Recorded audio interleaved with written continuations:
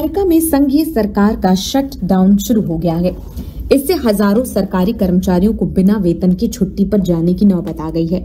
Shutdown की वजह से सरकार के कई गैरकानूनी कार्यक्रमों और सेवाओं को भी बंद होने का खतरा पैदा हो गया। अमेरिकी शटडाउन क्या होता है, ये स्थिति क्यों आती है और इससे ट्रंप सरकार पर क्या असर होगा? 2018 के बाद ये अमेरिकी सरकार का पहला शटडाउन है। इससे गैर अनिवार्य कर्मचारियों के सामने बगैर वेतन की छुट्टी पर जाने की नौबत आ जाएगी। अमेरिकी सीनेट में सरकार को फंड उपलब्ध कराने के लिए डेमोक्रेट्स का प्रस्ताव खारिज हो गया है। मतदान में ये बिल 47 बनाम 53 से पास नहीं हो पाया। ये प्रस्ताव सरकार को शटडाउन से बचाने की कोशिश थी, लेकिन 100 सदस्यीय सदन में इसे आवश्यक 60 मतों का समर्थन नहीं मिल सका। इसके बाद रिपब्लिकन का फंडिंग बिल भी 55-45 से खारिज हो गया। इसके बाद व्हाइट हाउस की वेबसाइट पर शटडाउन का काउंटडाउन क्लॉक लग गया है। पेज पर इसे डेमोक्रेट शटडाउन बताते हुए लिखा गया, लोग डेमोक्रेट से सहमत नहीं है। अब समझिए कि शटडाउन क्या होता है। अमेरिकी सरकार को चलाने के लिए हर साल बजट पास करना जरूरी होता है। अगर सीनेट और हाउस किसी वजह से सहमत नहीं होते और फंडिंग बिल पास नहीं होता, तो सरकारी एजेंसियों को वेतन नहीं मिल पाता, जिसकी वजह से नॉन एसेंशियल यानी कि गैर जरूरी सेवाएं और दफ्तर बंद हो जाते हैं। इसे ही शटडाउन कहा जाता है। इस पर व्हाइट हाउस ने क्या कहा? व्हाइट हाउस के प्रबंधन और बजट कार्यालय ने भी ज्ञापन जारी कर पुष्टि की है कि सरकार मंगलवार मध्यरात्रि से बंद हो जाएगा। इस ज्ञापन पर निदेशक रसेल वॉट के हस्ताक्षर हैं। इस बीच डेमोक्रेट्स और रिपब्लिकन एक दूसरे पर शटडाउन की जिम्मेदारी डाल रहे।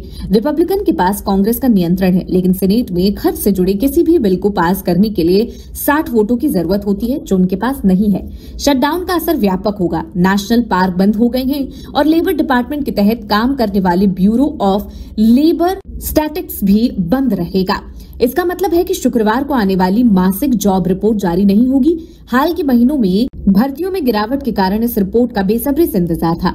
विशेषज्ञों का कहना है कि रिपोर्ट न आने से अमेरिकी अर्थव्यवस्था की तस्वीर और धुंधली हो जाएगी और पहले से मौजूद अनिश्चितता और बढ़ जाएगी। हजारों फेडरल कर्मचारी प्रभावित होंगे और कई एजेंसियों का कामकाज ठप हो जाएगा। हालांकि सेना, एयर ट्रैफिक कंट्रोल और सोशल सिक्योरिटी जैसी आवश्यक सेवाएं जारी रहेंगी। सरकार के कामकाज पर क्या असर होगा? शटडाउन से सरकार का पूरा कामकाज बंद नहीं होगा। सीमा सुरक्षा, अस्पताल में मेडिकल केयर, कानून प्रवर्तन और हवाई यातायात नियंत्रण जैसे काम इस दौरान जारी रहेंगे। सोशल सिक्योरिटी और मेडिकेयर के चेक सरकार की ओर से भेजे जाते रहेंगे, लेकिन बेनिफिट वेरिफिकेशन और कार्ड इशू करने का काम बंद हो सकता है। आमतौर पर शटडाउन में आवश्यक कर्मचारी सामान्य रूप से काम करते हैं। कुछ को इस दौरान वेतन नहीं मिलता है, लेकिन गैर आवश्यक सरकारी कर्मचारियों को अस्थायी रूप से अवैतनिक अवकाश पर भेज दिया जाता है। हालांकि ऐसे कर्मचारियों को पिछले तारीखों से उनका वेतन दे दिया जाता है। इसका मतलब ये है, फूड असिस्टेंट प्रोग्राम, फेडरल सरकार की ओर से फंड किया जाने वाली प्री स्कूल स्टूडेंट लोन जारी करना, खाद्य निरीक्षण और नेशनल पार्कों के ऑपरेशन जैसी सेवाएं घट सकती हैं या बंद भी हो सकती हैं। विश्लेषकों का अनुमान है कि ये शटडाउन 2018 के अंत में हुए शटडाउन से बड़ा हो सकता है, जब कांग्रेस ने कुछ फंडिंग बिल पास किए थे।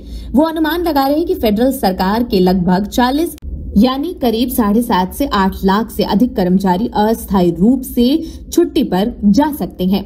नुकसान का स्तर इस बात पर निर्भर करेगा कि शटडाउन कितने समय तक चलता है और इसका दायरा कितना व्यापक होगा। अतीत में ऐसी व्यवधान अस्थायी है और किसी भी सरकारी विभाग को शटडाउन की वजह से हुए नुकसान की भरपाई कुछ ही महीनों में कर दी गई थी।